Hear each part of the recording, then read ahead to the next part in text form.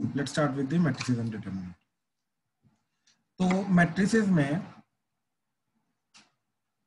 सारा कुछ as it is है, सिर्फ एक पार्ट जो है दैट इज इनवर्स कैलकुलेट करते थे हम, जो एलिमेंट्री रो ऑपरेशन से एलिमेंट्री कॉलम ऑपरेशन से, वो वाला जो पर्टिकुलर पार्ट है वो हटाया गया। ठीक, तो वो वाला पार्ट नहीं हम देखेंगे। तो बेसिक अलजेब्रा ऑफ मैट्रिसेस जो है वो सारा को सारा आएगा। ठीक है तो इसके अंदर बेसिक जो डेफिनेशन है, ठीक, what is matrix? Matrix is nothing but the arrangement of elements और objects in the rows and columns. ठीक है, तो रोज एंड कॉलम्स के अंदर ऑब्जेक्ट्स को अरेंज करना, एंड यही जो row number of rows cross number of column जो होता है, यही इसका ऑर्डर बन जाता है। तो जो मैट्रिक्स का ऑर्डर होता है, ठीक, that is nothing but number of rows cross number of columns. ठीक है, तो ये मैट्रिक्स का ऑर्डर हो जाता है। ठीक है, अच्छा, तो इसके बाद जो टाइप्स ऑफ मैट्रिसेस है, ठीक, ये बिल्कुल बेसिक चीज है। ठीक, टाइप्स में सबसे पहले क्या आता है हमारा? Row matrix. ठीक, रो मैट्रिक्स का मतलब क्या होता है? जिसके अंदर सिर्फ एक ही रो होती है, सिंगल रो। ठीक, अब अगर सिंगल रो है तो इस तरीके से जाएगा, जैसे A B C D, assume करो 4 एलिमेंट्स है, तो कॉलम कितने हैं इसके अंदर? 4। तो इसका ऑर्डर क्या जाएगा? 1 क्रॉस 4। तो रो मैट्रिक्स का ऑर्डर जो होता है वो हमेशा 1 क्रॉस समथिंग होगा। ये जो समथिंग है दैट डिपेंड्स अपॉन कि उसके अंदर टोटल नंबर ऑफ कॉलम्स कितने आ रहे हैं। ठीक है, in second is column matrix. ठीक, कॉलम मैट्रिक्स के अंदर सिमिलरली सिंगल कॉलम। ठीक, सिंगल कॉलम का मतलब क्या है कि एक वर्टिकल मैट्रिक्स होगी इस तरीके से। ठीक, तो again A B C D ले लो। ठीक, तो दिस वुड बी 4 क्रॉस 1। इसके अंदर ये जो कॉलम वाली एंट्री है ये 1 रिप्रेजेंट करेगी। ठीक है, तो इस तरीके से ये आ जाएगा। Then third is square matrix. ठीक, third is square matrix. Square matrix के अंदर क्या होता है? Number of rows is equal to number of columns. ठीक है, तो इसके अंदर n क्रॉस n का ऑर्डर जाएगा अगर number of rows and number of columns दोनों बराबर हैं और दोनों n के बराबर हैं। ठीक, तो दोनों के दोनों n क्रॉस n जाएंगे। ठीक है, लेकिन इसको इन जनरल हम क्या बोलते हैं? Matrix of order n, square matrix. ठीक है, इन जनरल क्या बोलेंगे? Square matrix of order n। ठीक है, अच्छा, इसके बाद हमें ये पता होना चाहिए कि स्क्वायर मैट्रिक्स के अंदर डायगोनल एलिमेंट्स कौन से होते हैं। ठीक है, तो डायगोनल एलिमेंट्स वो होते हैं जिसके अंदर i और j बराबर होता है। तो ये वाले जो एलिमेंट्स होंगे, ठीक, सिर्फ यही वाले एलिमेंट्स को हम डायगोनल एलिमेंट्स बोलेंगे, दैट्स इट। ठीक है, क्योंकि इन्हीं एलिमेंट्स का i इक्वल टू j होता है। i इक्वल टू j मतलब row position is equal to column position. ठीक है, i इक्वल टू j का मतलब row position is equal to column position. ठीक है, तो अगर ये चीज होती है then those elements are called diagonal elements.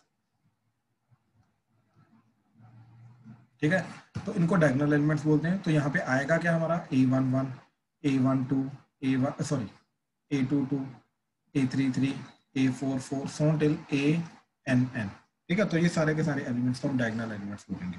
ठीक है, अच्छा, देन इसी को देखते हुए, ठीक, नेक्स्ट इज तो fourth type is diagonal matrix.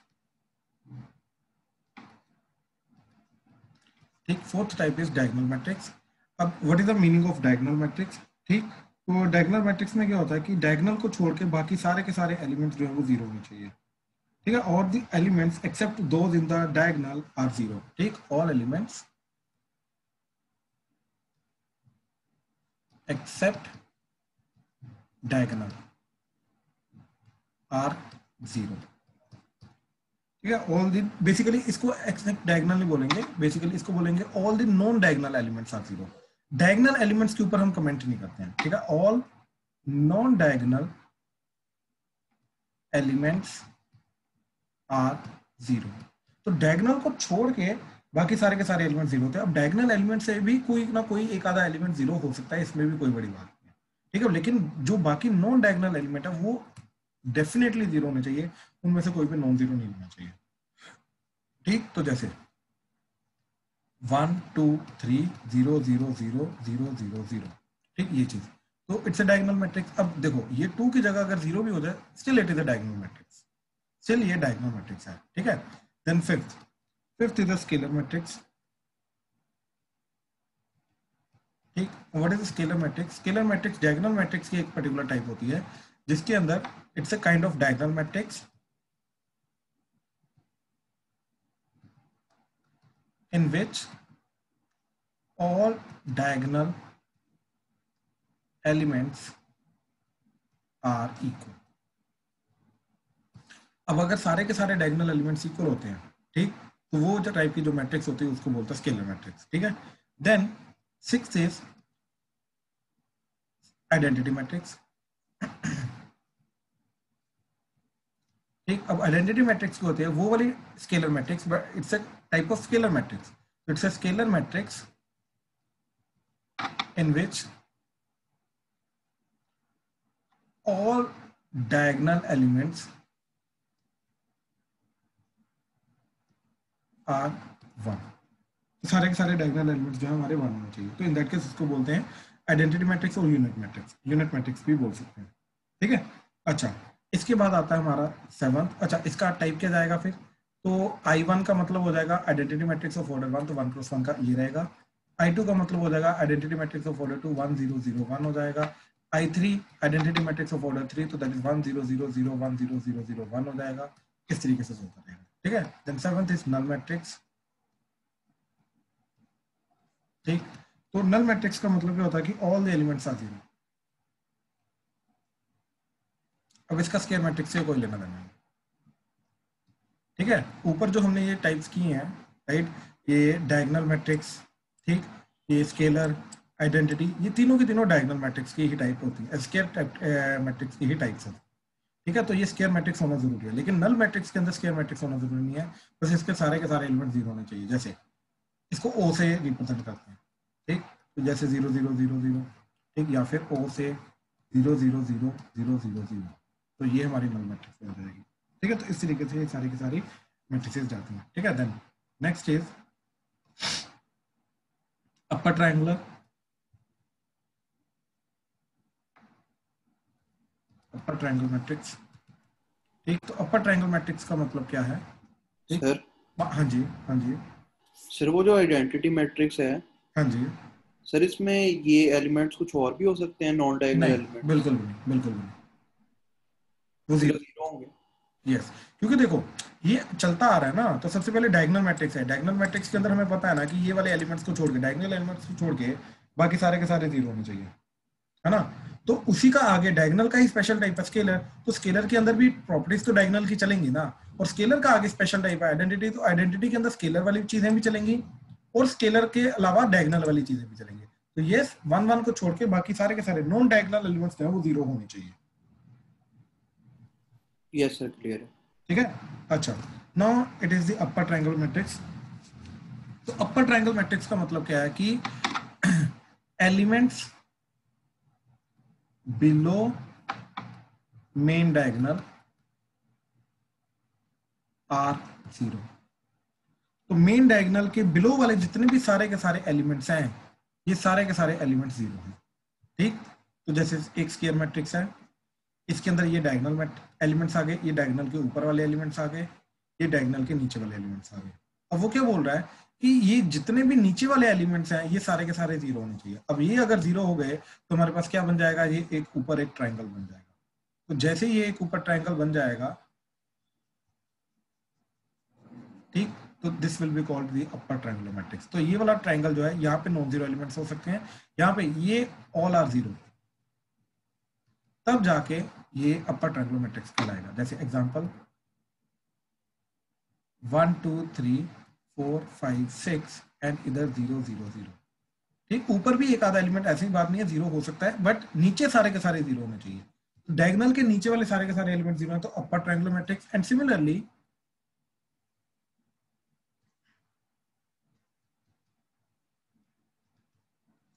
lower triangular matrix, elements above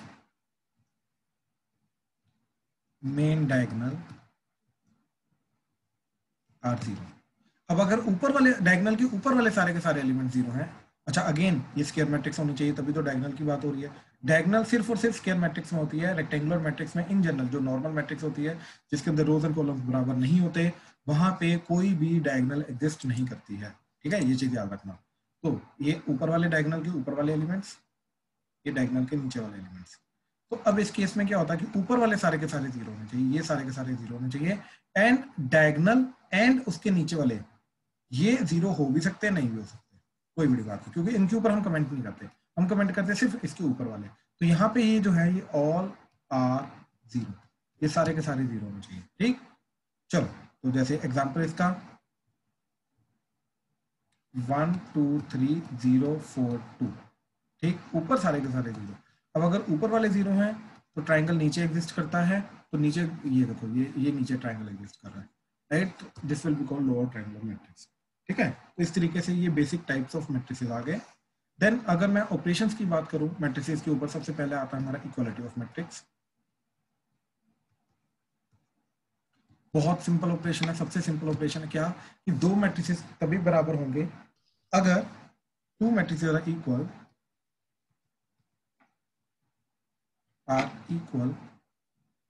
if first condition order is same of both, order of both is same, order of both is same, second corresponding elements are same। ठीक है, corresponding elements are same। तो पहली बात तो order भी same होना चाहिए, order same होने के साथ साथ जो कॉरस्पॉन्डिंग एलिमेंट्स आ रहे हैं वो भी सारे के सारे सेम होने चाहिए। ठीक है, वो भी सारे के सारे सेम होने चाहिए। ठीक है, तो जैसे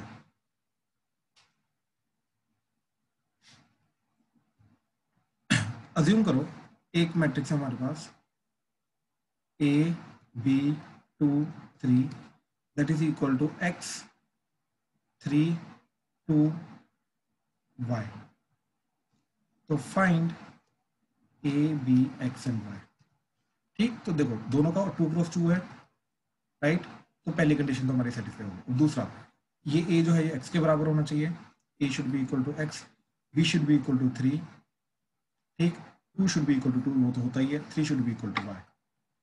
ठीक, तो कहने का मतलब ये है कि a इक्वल टू x होना चाहिए, और ये कुछ भी रियल को नंबर को बिलोंग करे, कोई फर्क नहीं पड़ता, कोई भी रियल नंबर हो सकता है, बट दोनों बराबर होने चाहिए, and y is equal to 3 and b is equal to 3, तब जाके ये दोनों मैट्रिसेस बराबर रहेंगे, अदरवाइज। इस तरीके से हम दोनों मैट्रिसेस को कंपेयर करेंगे। हाँ जी, प्लीज कंफर्म करो, क्लियर है अभी तक, कोई डाउट तो नहीं? Yes sir. सर एक डाउट है। हाँ जी बोलो ना। सर आपने जब नल मैट्रिक्स बताई तो सर जो एक डायगोनल मैट्रिक्स होएगी वो हमें मतलब एक नल मैट्रिक्स हमेशा डायगोनल ही होएगी ना मैट्रिक्स? नहीं, कुछ भी हो सकती है नल मैट्रिक्स, कुछ भी हो सकती है। Null matrix has nothing to do with the diagonal matrix, क्योंकि सर इसके डायगोनल एलिमेंट्स तो जीरो हो गए, मतलब अगर जैसे हमने एक स्क्वायर मैट्रिक्स लिए नल। नहीं देखो, पहली बात तो ये समझो डायगोनल स्क्वायर के अंदर होती है, स्क्वायर मैट्रिक्स के अंदर, इसके अलावा जो नॉन स्क्वायर मैट्रिक्स होती है उसके अंदर डायगोनल नहीं होता। ठीक है, तो जैसे ये वाले इसकी मैं बात करूं, it has no diagonal at all, इसकी डायगोनल नहीं होती, बात समझ रहे हो? ओके सर, मतलब नल मैट्रिक्स अलग है, ये जो बाकी सारी टाइप्स है वो अलग है, वो अलग है, बिल्कुल। ओके सर, मतलब नल मैट्रिक्स स्क्वायर मैट्रिक्स भी होती है, नॉन स्क्वायर भी होती है। इन जनरल इसको हम ये जरूरी नहीं कि स्क्वायर मैट्रिक्स बोलेंगे, ये नॉन स्क्वायर भी हो सकती है। ठीक है, चलो नेक्स्ट इज, हाँ जी बोलो सर। ये फिर अपर ट्रायंगल और लोअर ट्रायंगल भी हो सकती है? कौन सी?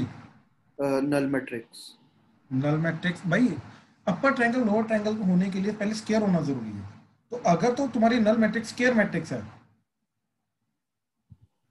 यस सर, अगर वो है तो उसके बाद हो सकती है। हाँ बिल्कुल बिल्कुल, दोनों ओके सर, वो दोनों हो सकती है, क्योंकि उसके डायगोनल उसके सारे के सारे एलिमेंट जीरो ना, तो इनफैक्ट ऊपर वाले नीचे वाले सारे के सारे जीरो हैं, तो अगर ऊपर वाले जीरो है तो लोअर भी होगी, लोअर वाले जीरो तो अपर भी होगी। ठीक है, यस सर। ठीक, the next is second is addition.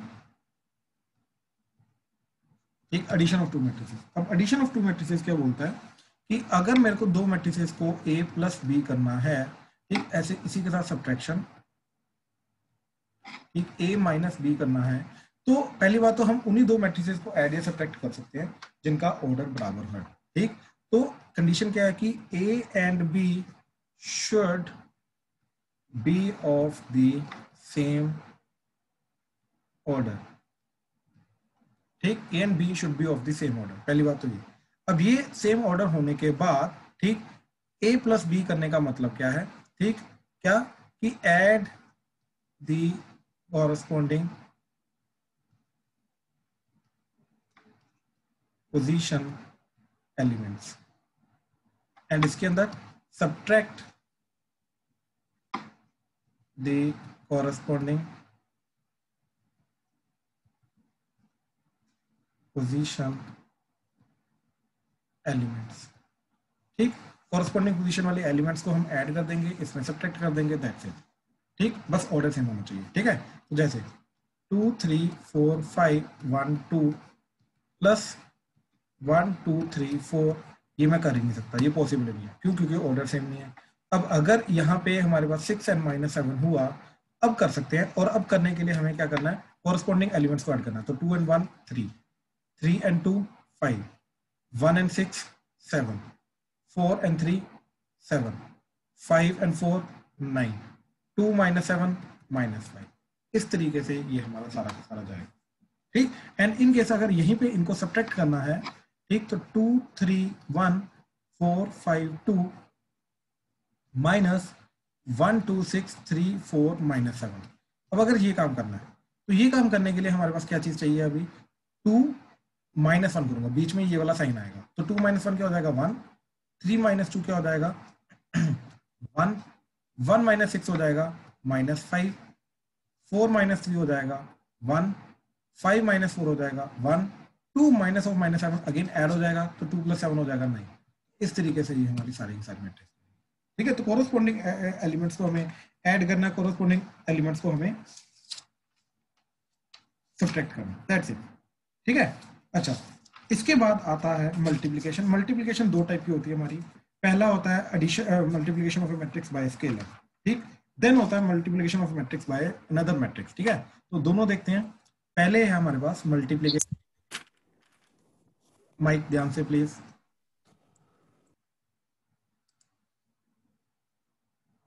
हाँ जी,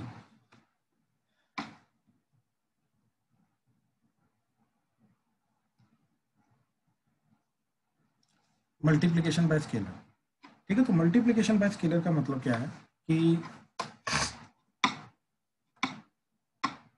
जैसे के ए कर रहा हूं, ठीक। तो पहली बात तो के ए करने से order will remain same, and होगा क्या, every element of A will be multiplied with element के। क्या होगा, पहली बात तो ऑर्डर सेम रहेगा, मैट्रिक्स का ऑर्डर नहीं चेंज करेगा, हर एक एलिमेंट जो है वो के से मल्टीप्लाई हो जाएगा, ठीक है। तो जैसे अगर हमारे पास 1 2 3 4 5 6 है, इसको ट्वाइस कर रहे हैं, ठीक। तो दैट वुड बी 2 4 6 8 10 एंड 12, तो ये बन जाएगा, हर एक एलिमेंट 2 से मल्टीप्लाई होगा, ऑर्डर विल रिमेन सेम, ठीक है। तो इस तरीके से मैट्रिक्स मल्टीप्लिकेशन हमारी हो रही है, सॉरी स्केलर मल्टीप्लिकेशन हो रही है ऑफ ए मैट्रिक्स, ठीक है। Then this is very important, very important, matrix multiplication, ठीक है। अब मैट्रिक्स मल्टीप्लिकेशन के अंदर क्या चीज होती है, पहली बात a इंटू बी, अगर दो मैट्रिसेस को मैं मल्टीप्लाई कर रहा हूं, तो पहली बात तो कौन सी ऐसी दो मैट्रिसेस हैं जिनको मैं मल्टीप्लाई कर सकता हूं, ठीक है। कौन सी ऐसी दो मैट्रिसेस हैं जिनको मैं मल्टीप्लाई कर सकता हूं, ये चीज हमें पहली बात तो पता होनी चाहिए, ठीक है। तो इस चीज के लिए हमारे पास क्या चीज आती है, ठीक, कि अगर ए का ऑर्डर है m क्रॉस n एंड इसका ऑर्डर है p क्रॉस q, ठीक। तो फर्स्ट का number of columns that is n and second का नंबर ऑफ रोज, ये दोनों बराबर होने चाहिए, that means n should be equal to p, तभी इन दोनों को हम मल्टीप्लाई कर सकते हैं, अदरवाइज मल्टीप्लिकेशन पॉसिबल नहीं है, ठीक। Number of columns of first should be equal to number of rows of second, ये दोनों बराबर होने चाहिए। अब ये दोनों होने के बाद चलो ये दोनों तो बराबर हो गए। अब इनका जो रिजल्टेंट मैट्रिक्स आएगा सी, उसका ऑर्डर क्या होगा? तो ये जो n और p बराबर होने चाहिए इनको हटा दो, तो क्या बचा m n q, तो इसका ऑर्डर m क्रॉस q हो जाएगा। तो जो रिमेनिंग वाला चीज बची वो इसका c का ऑर्डर हो जाएगा, रिजल्टेंट मैट्रिक्स का ऑर्डर वो चीज आएगी। ठीक है, तो जैसे अगर हमारे पास है एक matrix A 1 cross 2 multiply by B let's say 2 cross 4, right? तो ये दोनों बराबर हैं बिल्कुल, तभी जाके इनको मल्टीप्लाई कर सकते हैं। अगर ये दोनों बराबर नहीं होते तो इनको हम मल्टीप्लाई नहीं कर सकते थे। अब इनको मल्टीप्लाई करने के बाद जो भी मैट्रिक्स आएगी उसके अंदर ये 2 2 हट जाएगा, ठीक, और रिजल्टेंट में जो ऑर्डर आएगा दैट वुड बी 1 क्रॉस 4। तो सबसे पहले तो हमने ऑर्डर निकालना सीखा कि मल्टीप्लाई करने के बाद पहली बात तो कब मल्टीप्लाई होगा, एंड मल्टीप्लाई करने के बाद जो रिजल्टेंट मैट्रिक्स आएगी उस रिजल्टेंट मैट्रिक्स का ऑर्डर क्या होगा। ठीक है, पहली बात तो ये आ गई। Now the second thing is कि ये चीज तो हो गई, ठीक। अब एलिमेंट्स भी तो निकालने हमें। अब एलिमेंट्स कैसे निकालेंगे? ठीक, तो एलिमेंट्स निकालने के लिए हम क्या करेंगे, फर्स्ट की रोज को सेकंड के कॉलम्स के साथ हमेशा मल्टीप्लाई करेंगे और करेंगे कॉरस्पॉन्डिंग एलिमेंट्स को। तो corresponding elements of the rows are multiplied with the corresponding elements of the column, and वो चीज मल्टीप्लाई करने के बाद उनको करेंगे ऐड, और वो ऐड करने के बाद वो इधर सी का एक पर्टिकुलर एलिमेंट बनेगा। पहली बात तो ये, ठीक। और जैसे मैं करके दिखाता हूं, देखो अज्यूम करो हमारे पास ऐसा है 1 2 3 4 5 6, एंड अब देखो ये 2 क्रॉस 3 है तो इधर 3 क्रॉस समथिंग होनी चाहिए, तो लेट्स से 3 क्रॉस 4 है, ठीक। तो हमारे पास 3 रोज एंड 4 कॉलम होने चाहिए इसके अंदर, ठीक है। तो 0 1 2 3 -1 2 3 7 6 8 9 0, ठीक। तो this is 2 cross 3 into 3 cross 4। अब इन दोनों को जब मैं मल्टीप्लाई करूंगा तो मल्टीप्लाई करने के बाद क्या चीज जाएगी, ठीक। पहली बात तो जो मैट्रिक्स जाएगी ये 3 3 हटा हो जाएगी 2 क्रॉस 4। 2 क्रॉस 4 का मतलब 2 रोज रहेंगी एंड 4 कॉलम्स रहेंगे, 1 2 3 4 5 6 7 8। अब ध्यान से देखो, इसका जो 1,1 एलिमेंट है, 1,1 एलिमेंट का मतलब क्या है, रो पोजीशन 1 कॉलम पोजीशन 1, राइट। तो वो एलिमेंट कैसे मिलेगा, वो मिलेगा मेरे को, देखो यहां से पता चलेगा कि ये 1 है, ये 1 है, तो इसकी रो 1 को मल्टीप्लाई करेंगे कॉलम 1 के साथ। क्या क्या कर सकते हैं, देखो रो 1 है, इधर रो 2 है, इधर कॉलम 1 है, कॉलम 2 है, कॉलम 3 है, कॉलम 4 है, ये column 1 column 2 column 3 column 4, 4 column है, 2 रो। अब मैं क्या कर सकता हूँ, रो 1 को कॉलम 1 से मल्टीप्लाई कर सकता हूँ, तो ये बन जाएगा मेरा 1,1 एलिमेंट। रो 1 को कॉलम 2 के साथ करूंगा तो ये बनेगा 1,2 एलिमेंट। रो 1 को कॉलम 3 के साथ करूंगा 1,3 एलिमेंट। रो 1 को कॉलम 4 के साथ करूंगा 1,4 एलिमेंट, ठीक। देन अगर मैं रो 2 को कॉलम 1 के साथ करूंगा तो ये बनेगा 2,1 एलिमेंट। रो 2 को कॉलम 2 के साथ करूंगा तो ये बनेगा 2,2 एलिमेंट। रो 2 को कॉलम 3 के साथ करूंगा तो 2,3 एलिमेंट, एंड रो 2 को कॉलम 4 के साथ करूंगा तो 2,4 एलिमेंट। तो इस तरीके से ये सारे के सारे एलिमेंट्स मेरे को मिलेंगे डिपेंडिंग अपॉन कि मैं कौन सी रो को कौन से कॉलम के साथ मल्टीप्लाई कर रहा हूं। तो देखो फर्स्ट रो को, ठीक, इस पर्टिकुलर रो को हमें इस पर्टिकुलर कॉलम के साथ मल्टीप्लाई करना है, तो फर्स्ट रो फर्स्ट कॉलम तो 1,1 एलिमेंट मिलेगा। अब करने के लिए देखो इसका पहला एलिमेंट इसका पहला एलिमेंट को मल्टीप्लाई करेंगे तो आ गया 0, इसका दूसरा एलिमेंट इसके दूसरे एलिमेंट को कॉरस्पॉन्डिंग एलिमेंट्स को मल्टीप्लाई करना है, वो आ गया -2, एंड 3 6 था, 6 3 था 18, 18 - 2 दैट इज 16, ठीक। टोटल करके क्या चीज बनी मेरी, देखो 1 into 0, then 2 into -1, then 3 into 6, तो इधर आ गया 0, इधर आ गया -2, इधर आ गया 18, तीनों को ऐड कर दो तो वो चीज जाएगी हमारी 16, that would be the resultant answer. तो इधर हमारा जो फर्स्ट एलिमेंट है वो जाएगा 16। तो इस तरीके से हमें मल्टीप्लाई करना है। अब क्या करेंगे, रो 1 को कॉलम 2 के साथ मल्टीप्लाई करेंगे, क्या आ जाएगा, देखो 1 into 1, ठीक, ये वाला दोनों एलिमेंट्स 1 into 1, फिर आ जाएगा सेकेंड एलिमेंट 2 into 2, फिर आ जाएगा 3 into 8, और जो भी रिजल्ट आएगा उन सबको ऐड करना है। तो 1 4 8 3 24, ठीक, तो कितना आ जाएगा 29, तो इधर आ जाएगा 29, ठीक है, इधर आ जाएगा 29, ठीक। देन थर्ड, ठीक, रो 1 को अब अगेन रो 1 को कॉलम 3 के साथ करेंगे, तो कॉलम 3 के साथ करने के लिए 1 विल बी मल्टीप्लाइड बाय 2, तो दैट इज 2 2 3 6 6 एंड ऑलरेडी 2 आ चुका है, तो 6 इंटू 8 हो जाएगा, एंड 9 3 27, ठीक है। तो 27 एंड 8, ठीक, कितना हो जाएगा 35, तो इधर आ जाएगा हमारे पास 35, ठीक ना। फोर्थ के लिए क्या करेंगे कि रो 1 का ये वाला एलिमेंट को इधर 3 से मल्टीप्लाई करेंगे तो आ जाएगा 3, 7 टू द 14, 3 इंटू 0 0, तो क्या आ जाएगा 0 14 एंड 3, तो 14 एंड 3 मिलके हो जाएगा 17, तो इधर एलिमेंट आ जाएगा 17, ठीक, इस तरीके से। अब रो 1 का, अब देखो रो 1 को मैं 4 ही कॉलम है, तो रो 1 को 4 ही कॉलम के साथ मल्टीप्लाई कर सकते हो, तो चारों के साथ मल्टीप्लाई करके मेरे को ये वाली कंप्लीट चीज मिल गई। अब रो 1 का काम खत्म हो गया, अब रो 2 उठाएंगे, अब रो 2 को मल्टीप्लाई करेंगे, तो रो 2 को सबसे पहले मैंने मल्टीप्लाई किया, ठीक, रो कॉलम 1 के साथ। अब रो 2 की बारी आएगी, सेम प्रोसेस करेंगे सारे के सारे कॉलम्स के साथ, ठीक है। तो क्या चीज बन गया अभी देखो, देखो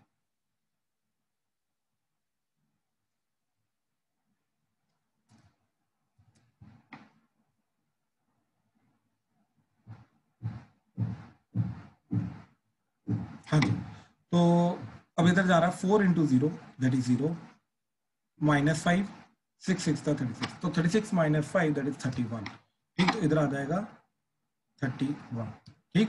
नाउ नेक्स्ट, इसको मल्टीप्लाई करेंगे, 4 को मल्टीप्लाई करेंगे 1 के साथ, तो दैट इज 4, 5 टू द 10, तो 10 एंड 4 मिलके हो जाएगा 14, एंड 8 6 द 48, ठीक है, तो 48 एंड 14 मिलके हमारा हो जाएगा 62, ठीक, तो इधर आ जाएगा 62।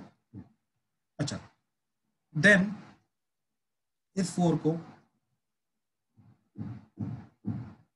हाँ जी, तो इस 4 को मल्टीप्लाई करेंगे 2 के साथ, तो 4 टू द 8, 5 3 द 15, तो 15 एंड 8 23, एंड 9 6 द 54, ठीक, तो क्या बन जाएगा 54, 15 एंड 4 टू द 8, तो ये 23 आ गया था, ठीक, 23, तो 7 77, तो इधर आ जाएगा 77, ठीक। Then last row 2 into column 4, क्या आ जाएगा 4 3 द 12, 7 5 द 35, दैट्स इट, वो लास्ट वाला एलिमेंट 0, 6 इंटू 0 0, तो इधर आ जाएगा 47, ठीक है, तो इधर आ जाएगा 47, तो this is the resultant matrix. तो इस तरीके से हम फाइनल रिजल्ट जो है ये निकालेंगे।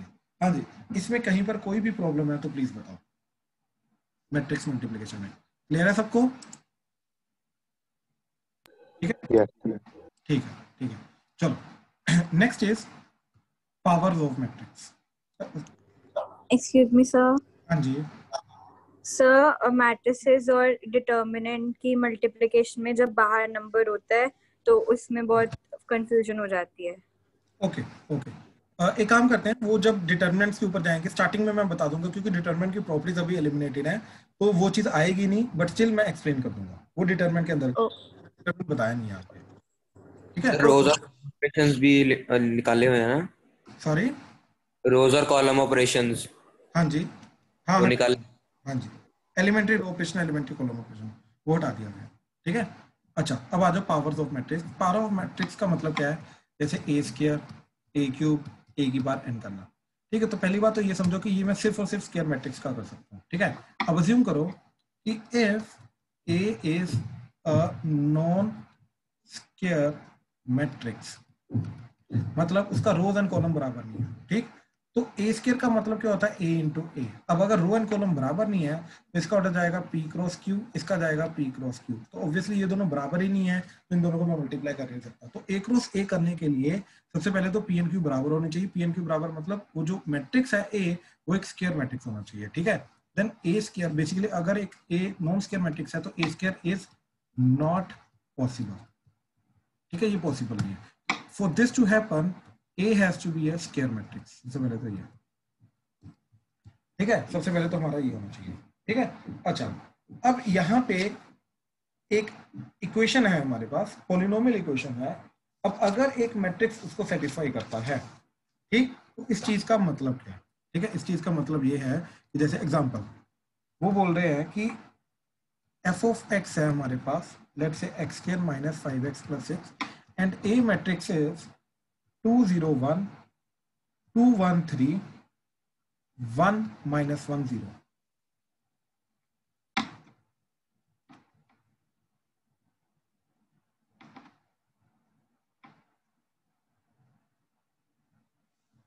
ठीक।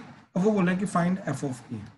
एफ ऑफ ए का मतलब कि एक्स की जगह ए डाल दो, तो एक्स की जगह ए डालने का मतलब क्या है कि यहाँ पे आ जाएगा ए स्क्वायर माइनस 5a। लेकिन अगर इसको 6 को मैंने 6 ही रखा, जो कांस्टेंट चीज आ रही है, इसको अगर मैंने एज इट इज रखा तो प्रॉब्लम हो जाएगी। अब यहाँ पे प्रॉब्लम क्या हो जाएगी, ठीक, प्रॉब्लम ये हो जाएगी कि एक नंबर को मैं मैट्रिक्स के साथ ऐड नहीं कर सकता, ये हमारे रूल्स के अगेंस्ट है। मैट्रिक्स के अंदर मैं सिर्फ मैट्रिक्स को ऐड कर सकता हूँ, इसके अलावा और किसी चीज को ऐड सब्ट्रैक्ट कर ही नहीं सकता, ठीक। तो इसलिए इस चीज का यहाँ पे गलती हो जाएगी, ये चीज हम नहीं कर सकते। अब इसका एग्जैक्ट चीज क्या है, क्या ट्रांसफॉर्मेशन करेंगे कि जब भी एक पर्टिकुलर पोलिनोमियल के अंदर मैं वेरिएबल की जगह मैट्रिक्स डाल रहा हूं तो कांस्टेंट चीज को मेरे को आई लिखना पड़ेगा साथ में, तो ये बेसिकली 6i बन जाएगा, ठीक। तो ये अब मैं ए को इधर सेटिस्फाई करूंगा, तो जो भी इसकी वैल्यू बन के आएगी that would be my answer. तो क्या करेंगे, इधर ए का स्क्वायर की जो भी मैट्रिक्स आएगी वो रखेंगे, इधर ए को -5 के साथ मल्टीप्लाई करेंगे, आई को 6 के साथ मल्टीप्लाई करेंगे और तीनों को ऐड कर देंगे, और जो भी आंसर आएगा इस तरीके से हम आगे चलेंगे, ठीक है। तो that is a first case. अच्छा, इसके अंदर ना अब हमारे कुछ मैथमेटिकल इंडक्शन वाले क्वेश्चंस भी आते हैं, ठीक, एंड वो काफी टेढ़े क्वेश्चंस होते हैं, वो सिंपल क्वेश्चंस नहीं होते हैं, ठीक है। तो अब जैसे ध्यान से देखना ये चीज, ठीक। क्वेश्चन है if a is 1 1 1 1 1 1 1 1 1 then prove that a की पावर n is, सर आपकी आवाज कट रही है। ओके जस्ट सेकंड, ठीक है। चलो तो हमें प्रूव करना है कि प्रूव दैट a की पावर n जो होगा वो 3 की पावर n - 1, 3 की पावर n - 1, 3 की पावर n - 1, 3 की पावर n - 1, 3 की पावर n - 1, 3 की पावर n - 1, सिमिलरली 3 की पावर n - 1, 3 की पावर n - 1, 3 की पावर n - 1 रहेगा for any integer, positive integer n, ठीक है। तो जैसे n वाले क्वेश्चन होते हैं इनका सिर्फ एक ही तरीका होता है हमारे पास करने के लिए, दैट इज मैथमेटिकल इंडक्शन, ठीक। तो मैथमेटिकल इंडक्शन के अंदर स्टेप्स के अंदर क्या क्या होता है हमारा, स्टेप 1 के अंदर क्या करेंगे, इसको मिनिमम n के लिए पॉजिटिव इंटीजर के लिए प्रूव करेंगे, ट्रू प्रूव करेंगे, तो उसके लिए हमने n = 1 क्लेम किया, ठीक। पॉजिटिव मिनिमम पॉजिटिव इंटीजर जो होता है वो n = 1 होता है, तो उसके लिए ये चीज जो है ये क्या बन जाएगा, a की power 1 that is equal to 3 की पावर 0, 3 की पावर 0, 3 की पावर 0, 3 की पावर 0, 3 की पावर 0, 3 की पावर 0, 3 की पावर 0, 3 की पावर 0, 3 की power 0, so that would be nothing but 1 1 1 1 1 1 1 1 1, तो इसके लिए तो हो जाएगा, इसके लिए there is no problem at all, ठीक है। Then second is S2 is let it to be true, ठीक, let assume it to be true, it to be true for n is equal to k, कोई भी random k positive integer के लिए इसको हम true proof करते हैं, assume करते हैं कि ये ट्रू है, तो इसका मतलब ये है कि हमारा a की पावर k जो है that would be equal to 3 की पावर k - 1, 3 की पावर k - 1, 3 की पावर k - 1, 3 की पावर k - 1, 3 की पावर k - 1, 3 की पावर k - 1, 3 की पावर k - 1, 3 की पावर k - 1, 3 की पावर k - 1, तो this is true. Now step 3 क्या हमारा, prove it to be true for n is equal to k+1। अब इसको k+1 के लिए प्रूव करना, दैट मीन्स हमें क्या प्रूव करना है, a की power k+1 that is equal to, हर एक की जगह k की जगह k+1 पुट करोगे तो ये बन जाएगा 3 की पावर k, 3 की पावर k, 3 की पावर k, 3 की पावर k, 3 की पावर k, 3 की पावर k, 3 की पावर k, 3 की पावर k, 3 की पावर k, ये हमें प्रूव करना है, ठीक। तो इसके लिए हमने लेफ्ट हैंड साइड पकड़ी। Now what is left hand side, left hand side is nothing but a की पावर k into a, ठीक। अब हमारे पास a की पावर k की भी वैल्यू है, a की पावर k की वैल्यू क्या है, 3 की पावर k - 1, 3 की पावर k - 1, ये ऑलरेडी हमने अज्यूम किया हुआ ट्रू,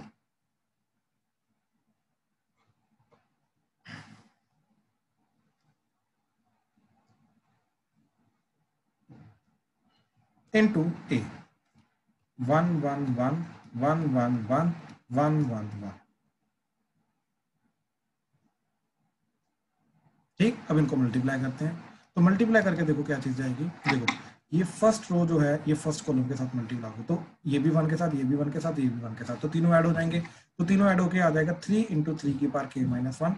सिमिलरली ये चीज जब कॉलम के साथ दूसरे कॉलम के साथ मल्टीप्लाई होगी वो भी 3 × 3 की पावर k - 1, अगला भी 3 × 3 की पावर k - 1, अगला भी 3 × 3 की पावर k - 1, 3 × 3 की पावर k - 1, 3 × 3 की पावर k - 1, 3 × 3 की पावर k - 1, 3 × 3 की पावर k - 1, 3 × 3 की पावर k - 1, ये आ जाएगा।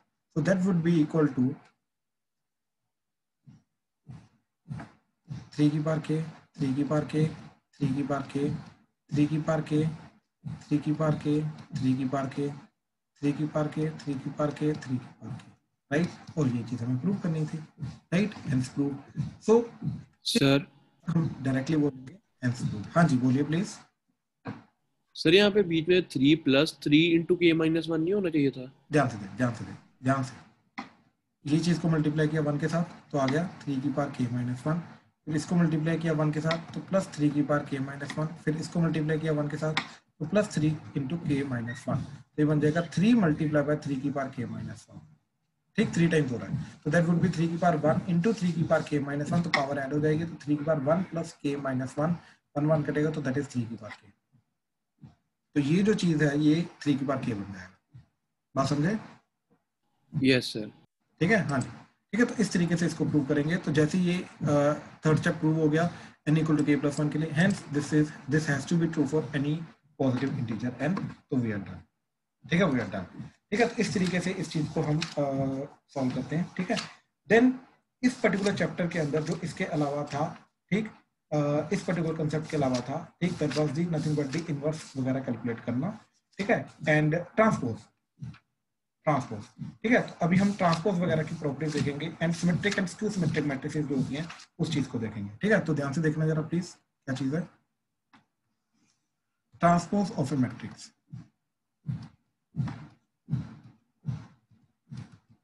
ठीक, तो ट्रांसपोज ऑफ ए मैट्रिक्स का मतलब क्या होता है कि rows are converted to columns and columns are converted to rows. ठीक है, ट्रांसपोज ऑफ ए मैट्रिक्स का मतलब क्या होता है कि रोज एंड कॉलम्स आर इंटरचेंज्ड। ठीक, तो जो ए मैट्रिक्स है m × n की, ठीक, इसका ट्रांसपोज करने के बाद, ठीक, पावर में t लिख दो या फिर पावर में डैश डाल दो, ये करने के बाद ये बन जाएगा A ट्रांसपोज। लेकिन A ट्रांसपोज का जो ऑर्डर होगा ये अब इसका ऑर्डर होगा n × n, मतलब number of rows and number of column जो है ये आपस में इंटरचेंज हो जाएगा। ठीक है, इस तरीके से ये चला जाएगा। तो अब सिर्फ number of rows and number of columns नहीं इंटरचेंज होंगे, एक्चुअली में जो रोज एंड कॉलम्स हैं वो भी इंटरचेंज हो जाएंगे। जो एलिमेंट्स हैं उनका row position and column position interchange होगा, हर एक एलिमेंट इंटरचेंज होगा। अब वो कैसे होगा, ध्यान से देखो। अज्यूम करो जो ए है वो है हमारे पास 1 2 3 4 5 6, तो ए ट्रांसपोज जो होगा, ठीक, वो क्या बन जाएगा, पहली बात तो ये 2 × 3 है तो बन जाएगा 3 × 2। ठीक, तो 3 × 2 का मतलब है इस तरीके से। ठीक, अब देखो ये जो 1 है इसका ऑर्डर क्या, पोजीशन क्या, 1 1, रो 1 कॉलम 1, तो इसका इंटरचेंज करने के बाद ये 1 1 ही रहेगा, यानी कि ये 1 का 1 ही रहेगा। अब ये जो है ये है आपका रो 1 कॉलम 2, अब इसकी पोजीशन इंटरचेंज होगी 2 1, यानी कि ये जो एलिमेंट 2 है अब ये 2 1 पे चला जाएगा, यानी कि अब ये यहाँ पे आ जाएगा, एंड ये जो 3 है ये यहाँ पे आ जाएगा।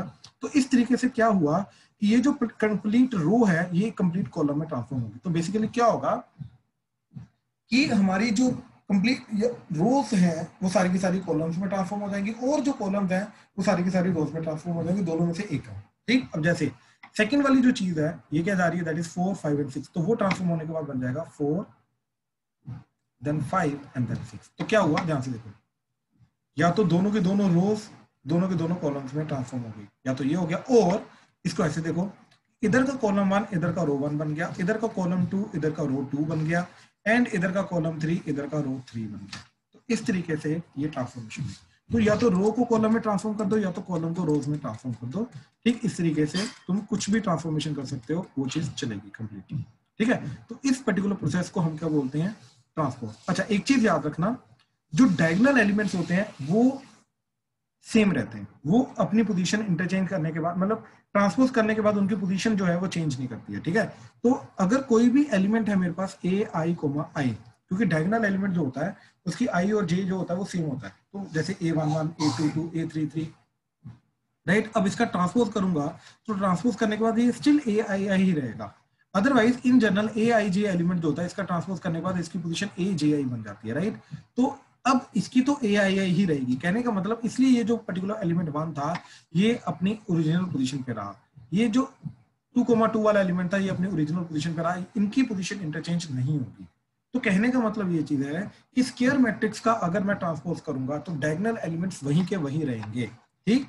तो if transpose of a square matrix is done, और if a square matrix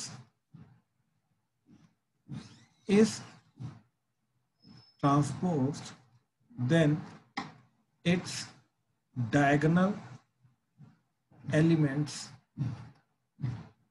remains same, ठीक। ये चेंज नहीं, इनकी पोजीशन कोई भी इंटरचेंज वगैरह या चेंज वगैरह नहीं होती है, ठीक है। ये चीज याद रखना। तो जैसे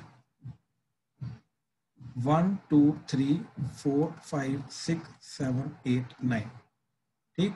अब इसका ट्रांसपोज किया, तो ट्रांसपोज करने के बाद क्या होगा, मैंने रो पकड़ी तो रो को कॉलम में ट्रांसफॉर्म कर रहा हूँ, ठीक है। तो ये वाली पर्टिकुलर रो पकड़ी, इसको कॉलम में ट्रांसफॉर्म कर दिया तो ये बन जाएगा 1 4 एंड 5। अब सेकंड वाली रो पकड़ी, इसको कॉलम में ट्रांसफॉर्म कर दिया तो ये बन गया 6 2 एंड 8। देन थर्ड वाली रो पकड़ी, अब इसको कॉलम में ट्रांसफॉर्म कर दिया तो ये बन गया 9 7 एंड 3, ठीक। तो ध्यान से देखो, जो हमारा डायगोनल है 1 2 एंड 3, तो 1 2 एंड 3 सेम है, तो ये डायगोनल चेंज नहीं करेगा। एंड डायगोनल के अबाउट जो एलिमेंट्स है वो फ्लिप कर देंगे बाय द वे, ठीक। तो देखो ये 4 एंड 6 आपस में इंटरचेंज हो गया, 4 नीचे आ गया 6 ऊपर चला गया, ये 9 एंड 5 आपस में इंटरचेंज हो गया, राइट। एंड 8 एंड 7 आपस में इंटरचेंज हो गया। तो क्या होगा क्या कि डायगोनल के अबाउट स्क्वायर मैट्रिक्स के अंदर क्या होगा, डायगोनल वहीं की वहीं रहेगी, एंड डायगोनल के अबाउट जो एलिमेंट्स हैं वो इंटरचेंज हो जाएंगे, वो ऊपर नीचे हो जाएंगे, ऊपर वाले नीचे, नीचे वाले ऊपर आ जाएंगे, ठीक है। तो इस तरीके से ट्रांसपोज हमारा काम करता है। लेकिन अगर नॉन डायगोनल एलिमेंट, मतलब सॉरी, अगर नॉन स्क्वायर मैट्रिक्स है तो उसका डायरेक्टली याद रखो, रो को कॉलम में करना है, कॉलम को रो में करना है, ठीक। एंड कोई भी एलिमेंट जिसका आई और जे बराबर है वो एलिमेंट्स वहीं के वहीं रहेंगे, वो चेंज नहीं करेंगे, ठीक है। तो this is called transpose. And इस ट्रांसपोज को यूज करके हमें एक प्रॉपर्टीज की याद रखनी है कि ए बी का जो ट्रांसपोज होता है वो B transpose into A transpose होता है, यहाँ पे ये उल्टा हो जाता है, ठीक है। ये इसकी एक पर्टिकुलर प्रॉपर्टी है जो हमें याद रखनी है, ये आगे जाके यूज में आ सकती है, ठीक है। अच्छा, इसकी और भी प्रॉपर्टीज है बाय द वे, ठीक। तो थोड़ी प्रॉपर्टीज देख ही लेते हैं, ठीक है। जैसे कि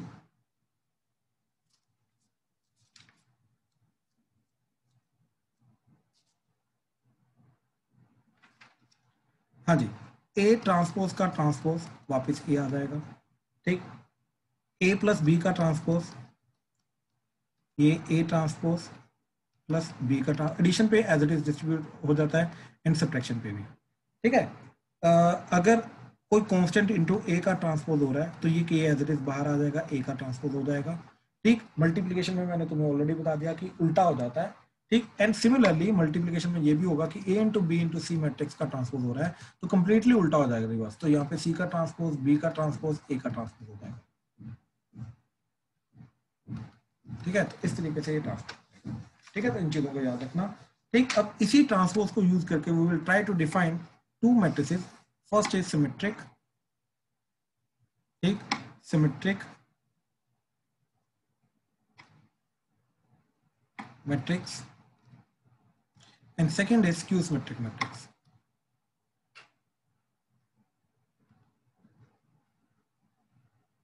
ठीक है। तो एक सिमेट्रिक मैट्रिक्स, एक skew symmetric matrix. Now what is the meaning of symmetric matrix?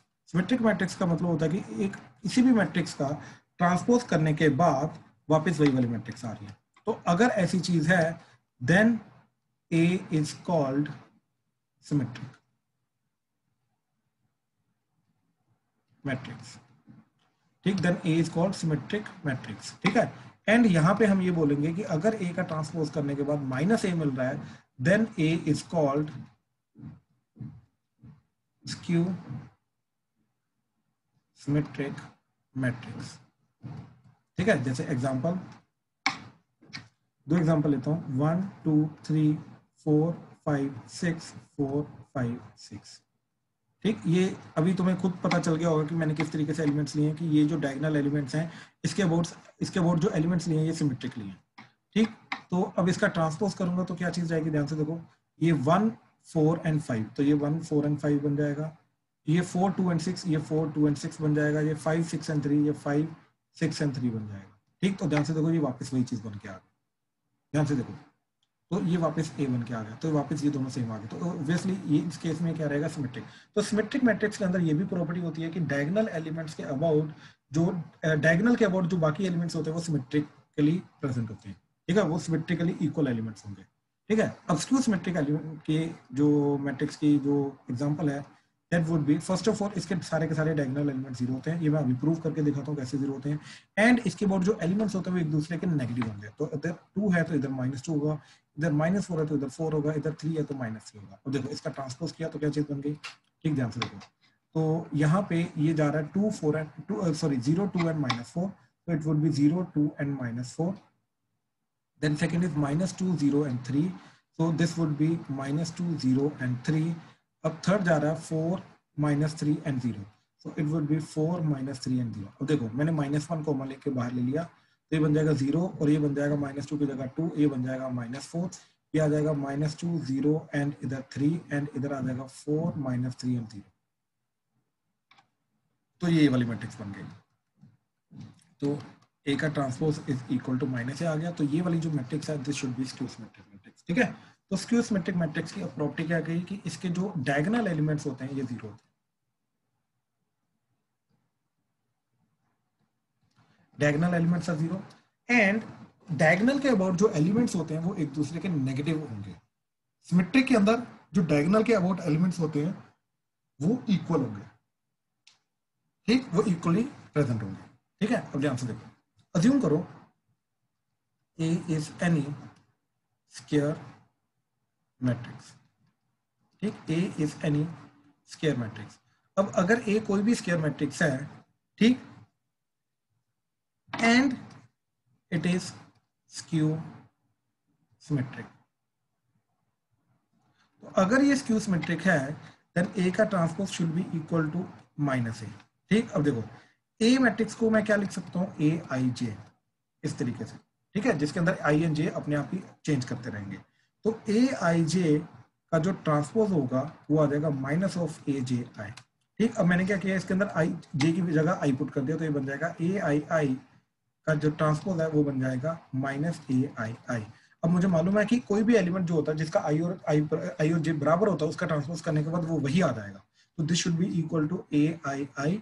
तो इन दोनों को बराबर करके क्या बना कि इसको इधर ले जाओ, तो that is 0 is equal to twice of Aii और Aii इज इक्वल टू 0। तो कहने का मतलब ये चीज है कि सारे Aii टाइप के जो एलिमेंट्स हैं that is nothing but the diagonal elements, वो सारे के सारे 0 होते हैं, ठीक। अब ये चीज क्या हुई, ये जो भी चीज की मैंने, इस चीज का मतलब समझो क्या हुआ, ठीक है। तो हमने क्या किया, हमने ये बोला कि कोई भी मैट्रिक्स ली, ठीक, उसका कोई भी I, J का एलिमेंट ले लिया, ठीक, कोई भी I, J का एलिमेंट ले लिया, फिर हमने उसका J, I का एलिमेंट लिया, हमने बोला कि वो दोनों एक दूसरे के नेगेटिव होंगे। जैसे एग्जांपल ऊपर हमने ऑलरेडी एक स्क्यू सिमेट्रिक मैट्रिक्स ली थी, 0 0 0 2 -2 -4 4 एंड 3 -3, ठीक। नाउ अज्यूम करो ये A है एंड इसके एलिमेंट्स को मैं Aij से प्रेजेंट कर रहा हूँ, ठीक। अब मैं A1, 3 एलिमेंट लेता हूँ, फर्स्ट रो थर्ड कॉलम, ठीक, तो कौन सा एलिमेंट आ जाएगा, ये, तो ये इस एलिमेंट की वैल्यू क्या आ रही है, दैट इज नथिंग बट -4। अब मैंने किया इसका ट्रांसपोज, तो Ai3 का जब मैं ट्रांसपोज करूंगा तो ये क्या बन जाएगा, A3i। अब A3i जो है, अब वो क्या जा रहा है, वो जा रहा है 4, तो देखो दोनों एक दूसरे के नेगेटिव है, यानी कि यहाँ पे मैं बोल सकता हूँ this is nothing but -A13, sorry ये 1 आएगा, हाँ, तो A31 जो एलिमेंट है ये A13 एलिमेंट का नेगेटिव आ रहा है, ठीक। तो इसलिए ये चीज क्या बनती है, A transpose equal to -a, ये यहीं से प्रॉपर्टी आई बाय द वे। अब अगर देखो ये पूरी मैट्रिक्स अगर ये प्रॉपर्टी फॉलो कर रहा है ना, तो इसका हर एक एलिमेंट भी यही वाली प्रॉपर्टी फॉलो करेगा। लेकिन डायगोनल एलिमेंट में क्या होता है, ठीक, डायगोनल एलिमेंट में ध्यान से देखना क्या चीज आएगी कि अगर मान लो इधर एलिमेंट A है, इधर एलिमेंट लेट्स से B है, इधर एलिमेंट C है, अब इसका ट्रांसपोज किया मैंने, A ट्रांसपोज क्या आ जाएगा, A2 -4 -2B3 एंड 4 -3C। अब this should be equal to -a, तो -a का मतलब माइनस इधर और A2 -4 -2B3 4 -3C। अब ये दोनों बराबर होने चाहिए, खुद देखो माइनस को अंदर लेके जाओ तो क्या चीज बन जाएगी, ये बन जाएगा -a -2 4 2 -b -3 -4 3 -c, ठीक, तो क्या चीज हो जाएगी, ये दोनों बराबर होने चाहिए, क्योंकि देखो -2 के बराबर, 4 के बराबर, 2 के बराबर, -3 के बराबर, -4 के बराबर, 3 के बराबर। तो जो बाकी डायगोनल एलिमेंट्स वो भी बराबर होने चाहिए, तो a -a के बराबर होना चाहिए, तो a should be equal to -a, b should be equal to -b, c should be equal to -c, और 2a equal to 0, 2b equal to 0, 2c equal to 0, और a equal to 0, b equal to 0 and c equal to 0, और diagonal elements 0। ठीक, यही चीज हमने actually में i और j की फॉर्म में यहाँ पे किया, क्या कि जब मैंने किसी भी ai j का ट्रांसपोज किया, राइट, तो वो माइनस ऑफ ai का ट्रांसपोज किया, वो माइनस ऑफ ai हो जाना चाहिए। This property is due to skew symmetric, and क्योंकि ai का ट्रांसपोज करने के बाद वापस वो वही एलिमेंट रहेगा, तो ये इसके बराबर होगा, ये आया हमारा ड्यू टू ट्रांसपोज प्रॉपर्टी। तो ये वाली प्रॉपर्टी आई, ये जो फर्स्ट इक्वालिटी है, ये इक्वालिटी जो आई, ठीक ध्यान से देखो, ये जो पर्टिकुलर इक्वालिटी आई, this equality is due to the skew symmetric property, and ये वाली चीज की और ये वाली चीज की इक्वालिटी आई, this is due to the property of transpose, कि ai का एलिमेंट का ट्रांसपोज करके वापस वही एलिमेंट आ जाएगा। ठीक, अब हमने क्या किया, एक स्क्यू सिमेट्रिक की प्रॉपर्टी यूज की ट्रांसपोज के अंदर, एंड एक इसकी ट्रांसपोज की प्रॉपर्टी यूज की, अब इन दोनों को बराबर किया, वहां से हमें मिला के सारे डायगोनल एलिमेंट 0 होते हैं। हाँ जी, प्लीज कंफर्म करो, क्लियर हुआ? Aamya, Aman, Jayati, Khushi, yes sir. Piyanshu, clear है? Yes sir. कुशाग्र,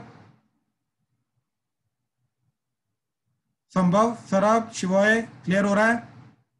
यस सर। Yes sir. ठीक है, अब देखो, ठीक है, ये तो चलो हो गया। ठीक, अब जैसे इसके ऊपर जैसे क्वेश्चन है हमारा कि prove that if A is any square matrix, if A is any square matrix, then prove that A minus A transpose is a skew symmetric matrix। ठीक है, तो ये हमेशा हमारी स्क्यू सिमेट्रिक मैट्रिक्स रहेगी। तो देखो, let's say A minus A transpose, हमें नहीं पता क्या चीज है, ठीक, हमें नहीं पता ये क्या चीज है, तो अब अगर इसको स्क्यू सिमेट्रिक होना है तो इसका ट्रांसपोज करने के बाद वापस यही चीज आ जानी चाहिए, तो ये सिमेट्रिक हो जाएगी। लेकिन अगर यही चीज आई विद एक्स्ट्रा नेगेटिव, तो A माइनस A ट्रांसपोज जो है ये स्क्यू सिमेट्रिक हो जाएगा। ठीक है, ध्यान से इस पूरी चीज को सिंगल मैट्रिक्स काउंट करो। देखो, A मैट्रिक्स और A ट्रांसपोज को जब मैं सब्ट्रैक्ट करूंगा, एक और मैट्रिक्स बनेगी, ये उस मैट्रिक्स की बात कर रहा है। सब्ट्रैक्ट करने के बाद जो फाइनल रिजल्टेंट मैट्रिक्स आएगी, ये उस मैट्रिक्स की बात कर रहा है कि वो वाली जो पर्टिकुलर मैट्रिक्स है ये स्क्यू सिमेट्रिक मैट्रिक्स होनी चाहिए। तो अब वो वाली मैट्रिक्स का जब ट्रांसपोज करोगे तो वापस वही वाली मैट्रिक्स आनी चाहिए विद एक्स्ट्रा नेगेटिव साइन, तो जाके वो चीज जो है ये स्क्यू सिमेट्रिक होगी। तो हमें ये चीज प्रूव करनी है। अब इस चीज को प्रूव करने के लिए इसकी लेफ्ट हैंड साइड ली। अब हमें मालूम है जो एडिशन सब्ट्रैक्शन के ऊपर जो ट्रांसपोज होता है एज इट इज डिस्ट्रीब्यूट हो जाता है, तो ये आ जाएगा A का ट्रांसपोज माइनस A का ट्रांसपोज का transpose, so this will be A transpose minus A, -1 common लिया तो ये बन गया A minus A transpose, right. तो हेंस प्रूव्ड, हेंस प्रूव्ड। हाँ जी, प्लीज कंफर्म करो, क्लियर हुआ? कोई डाउट तो नहीं? Yes sir. ठीक है, चलो अब इसके बाद लास्ट पॉइंट है हमारा, ठीक, मैट्रिक्स के अंदर क्या चीज कि any square matrix can be written as the sum of symmetric and skew symmetric matrix. तो देखो कैसे, हमने A लिया, इसको 2 से मल्टीप्लाई डिवाइड किया, तो that would be 2A by A, and numerator में हमने A ट्रांसपोज ऐड कर दिया एंड A ट्रांसपोज सब्ट्रैक्ट कर दिया, एंड एक A को इसके साथ लिखा, एक A को इसके साथ लिखा, तो ये बन जाएगा A plus A transpose plus A minus A transpose bye 2 को अलग अलग कर दिया, तो this would be half of A plus A transpose plus half of A minus A transpose. अभी हमने प्रूव किया कि A माइनस A ट्रांसपोज जो है, A अगर कोई भी मैट्रिक्स है, स्क्वायर मैट्रिक्स है, A माइनस A ट्रांसपोज जो है ये स्क्यू सिमेट्रिक होगा। सिमिलरली हम ये प्रूव कर सकते हैं, ठीक, सिमिलरली कि A प्लस A ट्रांसपोज जो है ये सिमेट्रिक होगा, ये भी हम प्रूव कर सकते हैं। तो देखो जरा, अब अगर A कोई भी स्क्वायर मैट्रिक्स है तो ये जो पर्टिकुलर पार्ट है ये सिमेट्रिक होगा। सिमेट्रिक को अगर K से मल्टीप्लाई किया तब भी वो सिमेट्रिक रहेगा, ठीक। तो एलिमेंट्स की जो प्रॉपर्टीज है वो चेंज नहीं करेंगी, वैल्यू डेफिनेटली ट्वाइस हो जाएगी लेकिन प्रॉपर्टीज चेंज नहीं करेंगी। तो कहने का मतलब ये पूरा का पूरा पार्ट सिमेट्रिक रहेगा, तो दिस इज सिमेट्रिक पार्ट, ठीक। एंड ये सारा का सारा जो पार्ट है ये स्क्यू सिमेट्रिक रहेगा। तो this would be skew symmetric part. तो कहने का मतलब ये चीज है कि कोई भी स्क्वायर मैट्रिक्स को हम क्या लिख सकते हैं, सिमेट्रिक प्लस स्क्यू सिमेट्रिक की फॉर्म में लिख सकते हैं। ठीक है, जैसे example let's say A matrix is 1 2 4 3 7 2 0 9 4। वो बोल रहा है कि write this as the sum of the symmetric and skew symmetric matrix. तो मैंने क्या किया, सबसे पहले ए ट्रांसपोज निकाला, this is random matrix by the way, तो आ जाएगा 1 2 4 3 7 2 0 9 4। अब हमने किया a plus A transpose by 2, तो that would be half of a plus A transpose, मतलब इन दोनों को ऐड करना है। तो 1 plus 1 2, 2 plus 3 5, 4 plus 0 4, 3 plus 2 5, 7 plus 7 14, 2 plus 9 11, 1 plus 4 5, sorry 0 plus 4 that would B 4, 9 plus 2 11 and 4 plus 4 8। अब इसको हाफ से मल्टीप्लाई कर दो तो ये चला जाएगा 1 5 by 2 2 5 by 2 7 11 by 2 2 11 by 2 and 4। तो खुद देखो जरा ध्यान से ये चेक करो कि ये डायगोनल एलिमेंट के अबाउट एलिमेंट सिमेट्रिक है, राइट, ऑब्वियसली ये सिमेट्रिक मैट्रिक्स रहेगा। तो a प्लस ए ट्रांसपोज आ गया सिमेट्रिक वाला part, and similarly a minus A transpose का हाफ। ठीक, so that would be equal to a half of a minus A transpose. अब खुद सोचो जब a माइनस ए ट्रांसपोज करूंगा तो डायगोनल एलिमेंट्स तो सेम है, तो 1 माइनस 1 करके क्या जाएगा 0, 7 माइनस 7 करके क्या जाएगा 0, 4 माइनस 4 करके क्या जाएगा 0। ठीक, इधर 2 minus 3 minus 1, 4 minus 0 4, 2 minus 9 minus 7, 3 minus 2 1, 0 minus 4 minus 4, 9 minus 2 7। तो इसको हाफ कर दिया, हाफ करने के बाद ये चीज क्या जाएगी, that is 0 minus 1 by 2 2 1 by 2 0 minus 7 by 2, ठीक, माइनस 2 7 बाई 2 एंड 0। तो खुद देखो जरा कि ये जो पर्टिकुलर डायगोनल एलिमेंट्स आ रही है इसके अराउंड जो एलिमेंट्स है वो एक दूसरे के नेगेटिव है, minus half half 2 minus 2 minus 7 by 2 and 7 by 2। तो ऑब्वियसली ये स्क्यू सिमेट्रिक मैट्रिक्स है। तो A can be written as matrix A can be written as A plus A transpose का half plus A minus A transpose का half. So that is nothing but A plus A transpose का half क्या आ रहा है, ये वाली matrix.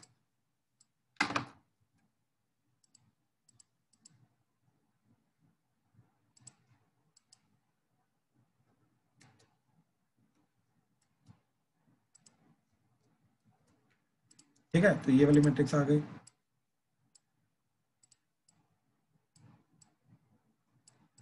ठीक, प्लस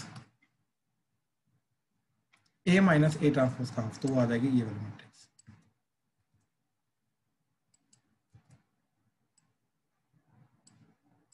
ठीक, अब इसको कैलकुलेट कर सकते हो, इसको वापस ऐड करके वापस A बन जाएगा, लेकिन ऐड करके दिखाना नहीं है तो इसको एज इट इज रखना है। तो this is the final answer. हाँ जी, प्लीज कंफर्म करो, क्लियर हुआ ये कंसेप्ट, कोई डाउट तो नहीं?